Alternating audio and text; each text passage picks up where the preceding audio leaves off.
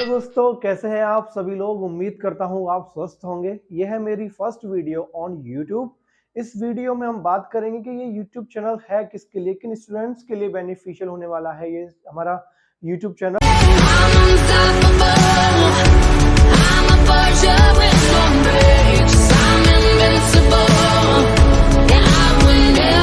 आप 11th में हो सकते हैं, 12th में हो सकते हैं, बीकॉम में हो सकते हैं, एमकॉम में हो सकते हैं, या फिर आप बीए इकोनॉमिक्स से होते हैं या एमए इकोनॉमिक्स से हो सकते हैं। ओके, अगर आप कॉमर्स स्टूडेंट्स के नहीं हैं और आप एक गवर्नमेंट जॉब की प्रिपरेशन करते हैं, गवर्नमेंट जॉब की प्रिपरेशन करने वाले स्टूडेंट्स हमारे कॉमर्स से भी हो सकते हैं, आर्ट्स से भी हो सकते हैं, साइंस से भी हो सकते हैं।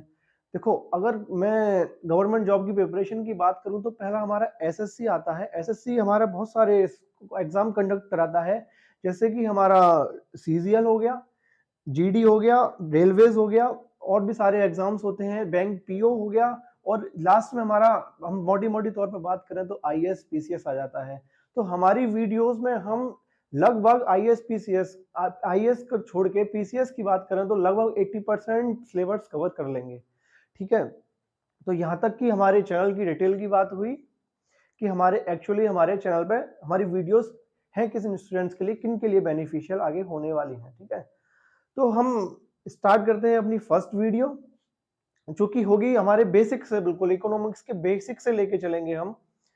ठीक है, और हमारे चैनल का नाम तो आपको सबको पता ही होगा क्या है, द इकोनॉमिक शो। जितना हमारे चैनल का बेहतरीन नाम है उतना ही बेहतरीन हमारा पढ़ाने का, समझने का, इकोनॉमिक्स को जानने का, पहचानने का एक तरीका। करते हैं हम अपने फर्स्ट लेक्चर की इकोनॉमिक्स के बेसिक से, जो है इंट्रोडक्शन ऑफ इकोनॉमिक्स।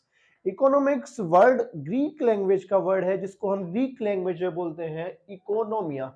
यहाँ पर इकोनोमिया में ओ साइलेंट होता है, इसलिए हम इसे बोलते हैं इकोनोमिया। और यहाँ पर हमें इकोनोमिया की स्पेलिंग याद करना जरूरी है, क्योंकि एग्जाम में हमसे पूछ लिया जाता है इकोनॉमिक्स वर्ड ग्रीक लैंग्वेज का कौन सा वर्ड है, तो हमारा करेक्ट ऑप्शन होगा OIKONOMI। यहाँ पे ओ की जगह ए दे देंगे, ई दे देंगे, नन ऑफ द दे देंगे। ठीक है, तो यहाँ पर हमें ये याद करना बहुत जरूरी है। अब इसके मतलब की बात कर लेते हैं। इसका मीनिंग क्या होता है? इसका मीनिंग होता है house hold management. House hold management, अगर हिंदी में बात करूं तो मैं घर गृहस्थी संभालना। यहाँ पर घर गृहस्थी संभालने से वही मतलब है जैसा आप समझ रहे हैं। जैसे एक फैमिली होती है, फैमिली की इनकम होती है, इनकम किसी भी सोर्स हो सकती है, चाहे प्रॉफिट से हो, सैलरी से हो, या फिर कोई अदर सोर्सेज हो इनकम का। तो हमारी फैमिली में हमारे पापा करते क्या है, जो हमारे घर के एक्सपेंसेस होते हैं उनको क्या करते हैं, अपनी इनकम के साथ कहीं ना कहीं मैनेज करते हैं। वो मूवी आई थी ना उसके ऊपर, जिसमें बोलते थे आमदनी अठन्नी खर्चा रुपया, तो वही वाला हिसाब होता है, एक हर एक फैमिली में होता है। अगर मैं बात करूं तो जनरली आया समझ में यहाँ तक हाउस होल्ड मैनेजमेंट का मतलब क्या होता है। यहाँ पे ब्रैकेट बना के यहाँ पे हिंदी में लिख लेना, घर गृहस्थी संभालना। यहाँ तक आया समझ में? अब हम इस वाले पोर्शन की बात कर लेते हैं।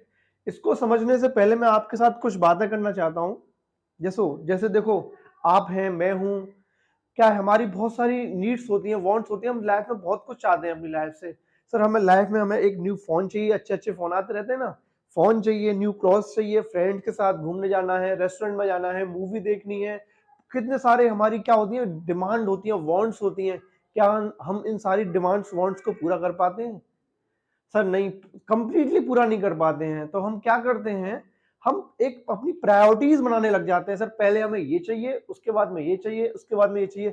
सारी चीजें तो इम्पॉसिबल है, सारी चीजें हमें मिल जाए तो क्या करते हैं, हम अपनी एक प्रायोरिटीज बनाने लग जाते हैं। समझ में आया मैं कहना क्या चाहता हूं? देखो, हम एक सिंपल, एक बड़े ही एक सेंटेंस में अगर इकोनॉमिक्स को समझना चाहे तो इसका केवल और केवल यही मतलब है, अपने लिमिटेड रिसोर्सेज के साथ उसका ऑप्टिमम यूटिलाइजेशन करके अपनी वांट्स डिमांड को मैक्सिमम सेटिस्फाई करना ही इकोनॉमिक्स होता है। अगर एक संक्षेप में मैं बात करूं तो यहाँ पे वही लिखा हुआ है, ह्यूमन वांट्स आर अनलिमिटेड।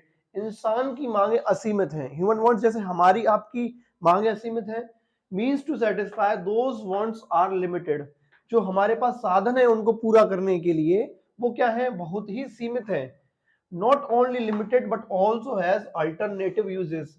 ना कि ये हमारे पास साधन जो है वो सीमित हैं, उनके अलग अलग प्रकार के यूजेस भी हैं। जैसे पैसा है, पैसे से आप मोबाइल परचेज कर सकते हो, क्लॉथ परचेज कर सकते हो, क्या मूवी देखने जा सकते हो, कितने सारे इसके अल्टरनेटिव यूजेस हैं। तो यहाँ पे यही लिखा हुआ है, not only limited but also has alternative uses.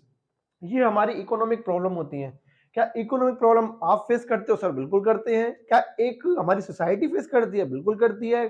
State face करता है? बिल्कुल करता है सर। एक कंट्री करती है? बिल्कुल। ऑल ओवर वर्ल्ड हमारी इकोनॉमिक प्रॉब्लम फेस करते हैं, चाहे आप डेवलपिंग कंट्री हो चाहे डेवलप्ड कंट्री हो।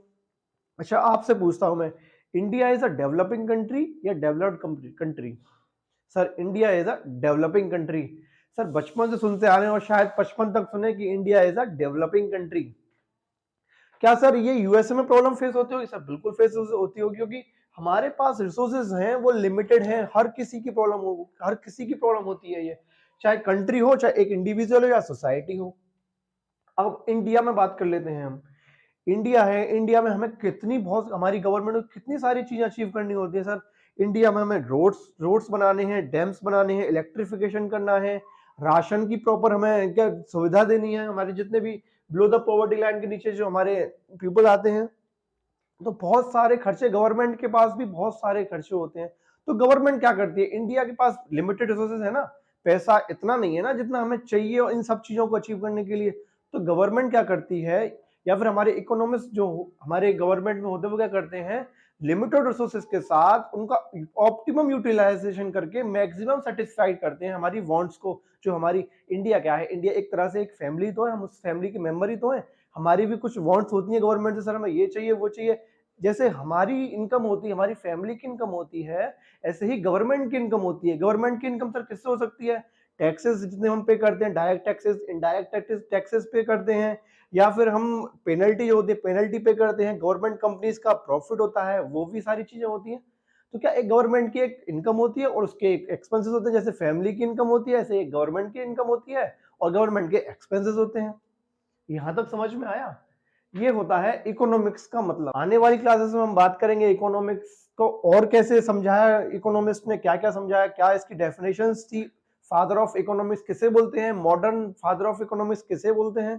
तो आने वाले लेक्चर्स में हम आपसे बात करेंगे। तब तक के लिए अगर हमारा लेक्चर आपको अच्छा लगा हो तो प्लीज इसे शेयर करिए अपने फ्रेंड्स के साथ, हमारे लेक्चर को लाइक कीजिए और सारे ग्रुप्स में हमारे लेक्चर को शेयर कीजिए। तब तक के लिए बने रहिए हमारे साथ। जय हिंद, जय भारत।